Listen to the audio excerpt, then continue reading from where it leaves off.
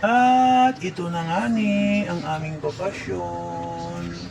Kami naliligo ngayon dito sa malamig na tubig ng Obo. It means bukal. Obo. Pinaka po ng tubig. Ito ba yan? Bahala na kung ano ang ibig sabihin sa Obo. Papilito daw. Ano nga, nag-enjoy na ang mga batuta sa gurong. Naglinong from kawayan. Ayan, napilit ko. Super. Wow! Sulit ang mga pangaritos. Ayan. Giniginaw talaga.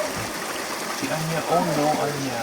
Hindi mo nagreklamo. Ligo, ikaw dito, ligo.